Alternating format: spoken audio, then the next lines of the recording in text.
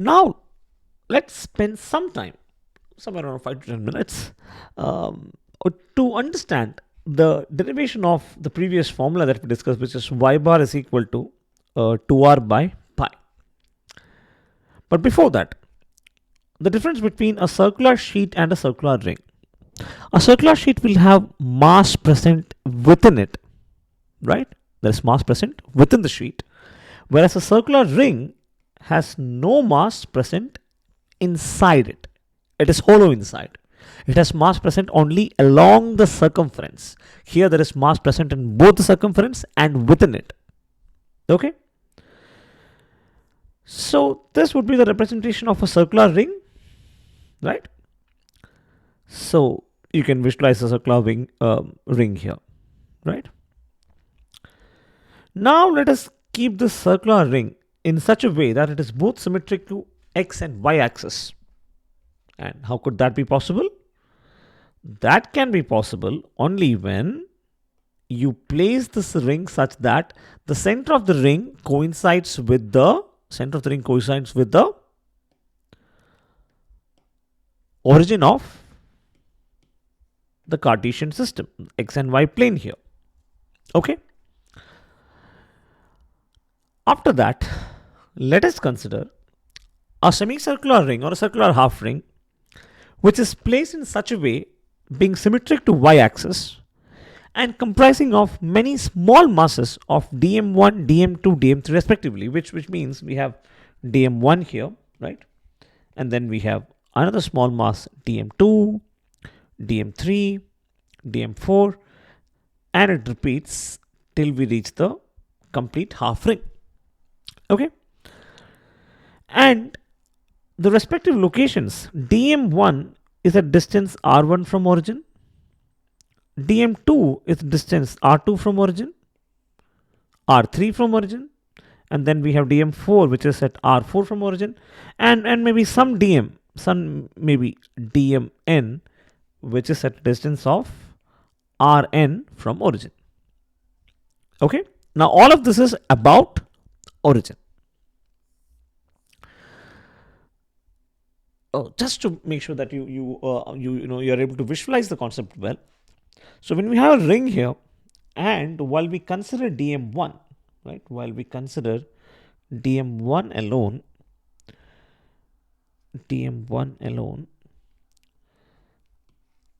the distance now becomes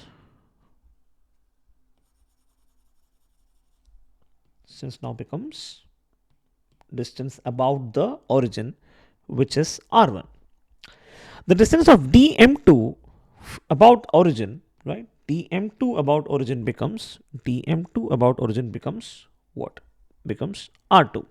Similarly, we have r3, r4, r5, and corresponding distances which measures about the origin.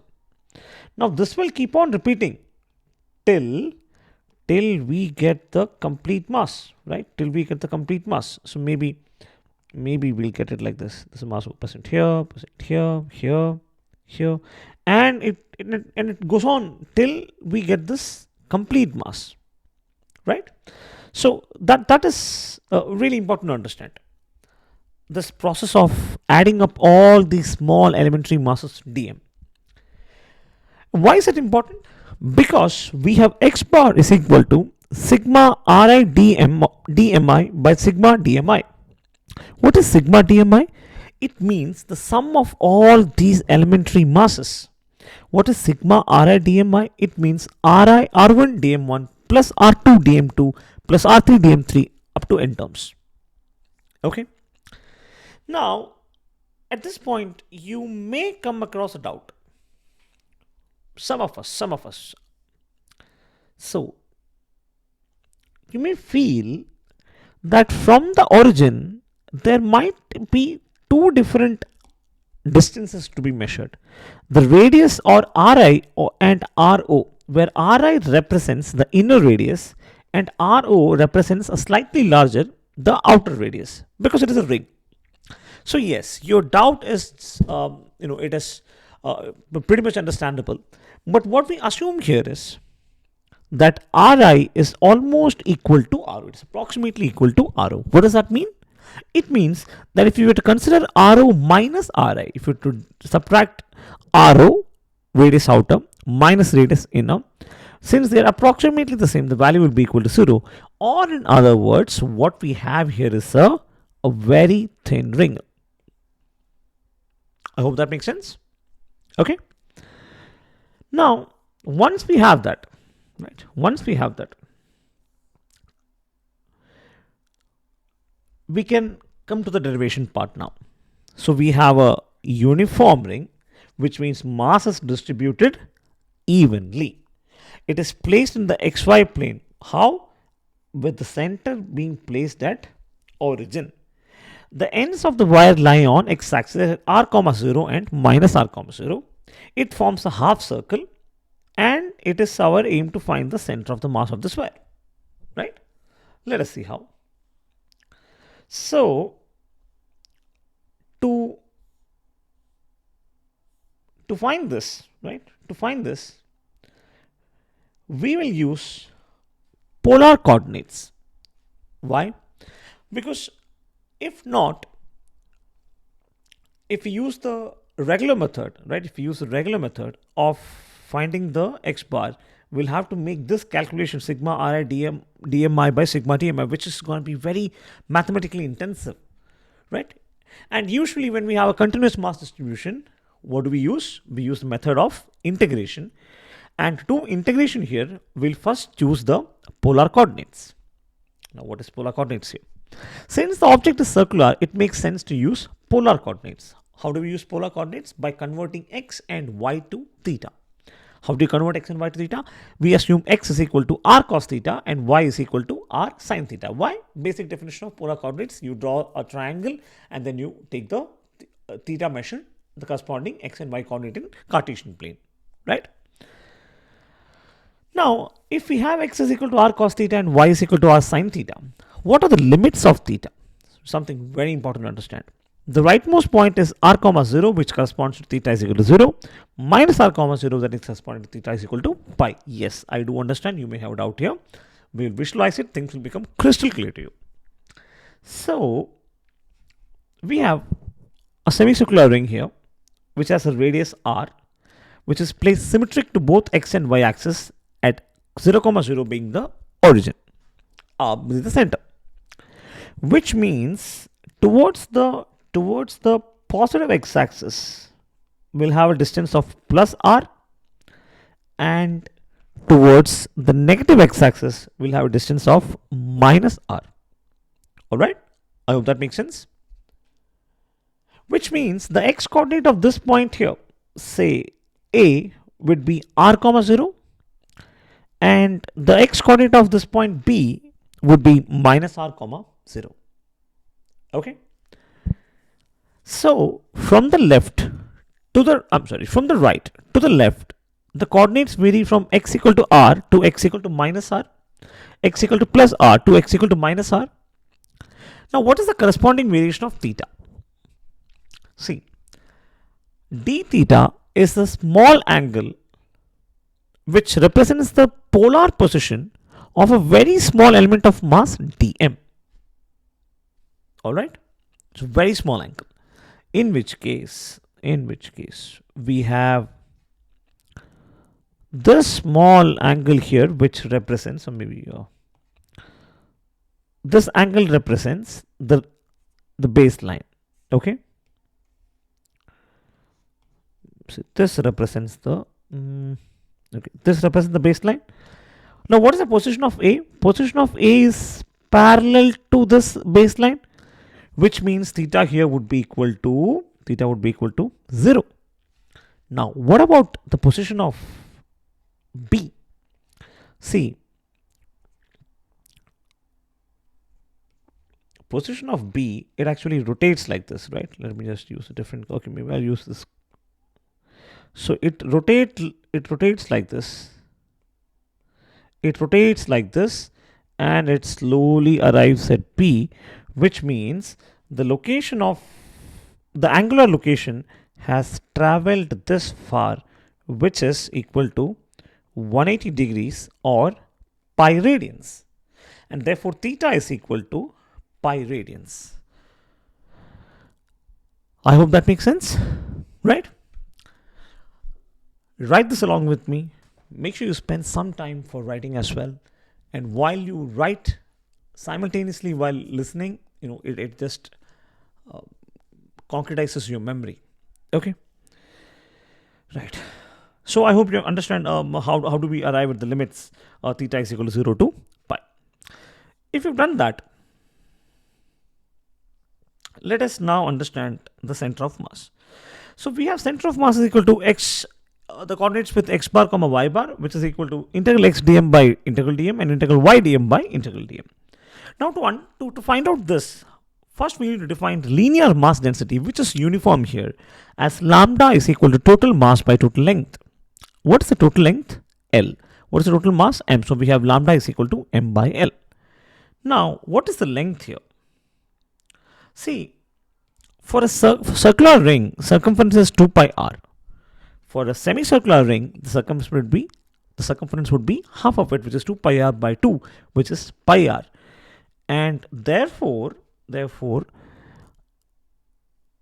mass density can be written as lambda is equal to m by pi r. Okay. Now, what is dm? dm is lambda into ds. Why? Because lambda is a linear mass density which is constant throughout. Okay, so if lambda is equal to m by L, then lambda should be equal to dm by ds, the corresponding position of mass and corresponding mass and the corresponding position of mass. I hope that makes sense. Okay. Now ds is equal to r into d theta. Why? Because L is equal to r theta. Length of arc is equal to radius into theta, the angle subtended. In which case, what is dm is equal to lambda into ds? What is lambda? Lambda we have derived it to be m by pi r. So this becomes m by pi r into ds. What is ds? R d theta. R d theta. So r by r is 1. What we get is m by pi into, maybe I should write like this to give you better clarity. So this becomes m by pi into d theta is equal to what? Is equal to dm. Right? Now we can calculate the x center of mass or x bar. How? Because x bar is now equal to integral x dm by integral dm. Now, whenever we are discussing continuous functions, we need to specify the limits. We know the limits of x are minus r to plus r, right? So, integral x dm being integrated from minus r to plus r. What is x? X is r cos theta. Why? Polar coordinates. What is dm? We just derived it to be m by pi into d theta, right? So, substituting x is equal to r cos theta and dm is equal to m by pi into d theta. What is integral? Now how does the limit vary? Minus r to plus r. Minus r to plus r will vary from theta is equal to 0 to theta is equal to pi. So instead of minus r we have 0. Instead of plus r we have pi. Minus r 0 plus r pi. dm now becomes d theta. Right? I hope that makes sense. So well actually it's x, the variable x, that is converted to d theta. Now what is x? X is r cos theta into m by pi d theta. So we can take r as constant, r outside the integrand. Why? Because r is constant, m is constant, pi is constant. So we become rm by pi into integral 0 to pi cos theta d theta by integral 0 to pi dm. What is integral 0 to pi dm? It represents the what? It represents the total mass, right? Now, what is the total mass? The total mass is m. The total mass is m. What is integral of cos theta? Sin theta, varying from 0 to pi, which means Rm by pi into sine theta varying from 0 to pi becomes sine pi minus sine 0. Sine pi is 0, sine 0, 0. So this expression reduces to x bar is equal to 0, which makes sense. Why? Because the given figure is symmetric with respect to what? With respect to y-axis, and therefore x bar will be equal to 0. Right? And again, why should x bar be equal to 0? Because the center of mass will lie on the y-axis, and when the center of mass lie on the y-axis, that point which lies on the y-axis will have the x coordinate equal to 0. Right? Simple logic. Now let us discuss the y coordinate. Everything remains the same here. Instead of x bar, we have, instead of x dm, we have y dm. So y bar varying from minus r to plus r becomes 0 to pi. Minus r to plus r becomes 0 to pi, right? And one more time, why does this varies? Because as theta x equal to minus r, theta is equal to 0, and x equal to plus r, theta is equal to 0, and x equal to minus r, theta is equal to pi. Oh, I think I made a mistake here, right? Yeah, this should be the other way around. Sorry, my bad. X equal to plus r is 0, x equal to minus r is equal to pi. Okay. Now the derivation, how does it vary? Instead of r cos theta, we have y is equal to r sin theta. R is a constant, m is a constant, pi is a constant, can go out of the integrand. So we have Rm by pi, right? We have Rm by pi into integral 0 to pi sin theta. What is integral 0 to pi sin theta equal to? Minus cos theta, varying from 0 to pi. And, oh, my bad. Okay. And what is integral 0 to pi dm is equal to my, the total mass. What is minus? I'll just take this minus outside the brackets here. So cos theta varying from 0 to pi becomes cos pi minus cos 0. What is the value of cos pi? See, cos n pi is equal to minus 1 to the power n. So cos 1 pi will be equal to minus 1 to the power 1, which is equal to minus 1. What is cos 0? It is 1. So minus 1 is minus 2. Minus 2 into minus is plus 2. M by m is 1. So that we get is 2r by pi, and therefore y bar is equal to 2r by pi. Right? So this is what we have. So from these two, we can conclude that x bar is equal to 0. And we have y bar is equal to 2r by pi. Right? So that is how we arrive at the formula for center of mass of a circular ring as x bar is equal to 0 and y bar is equal to 2r by pi. I'm really sorry, the explanation was way longer for a very small derivation, but I just wanted to make sure that none of the steps are skipped and that you get complete conceptual clarity. So somewhere around 20 minutes, I do understand the pain in following a solution for 20 minutes and writing it down as well. But see, once you write this on your own, you can try the same approach for any continuous mass distribution.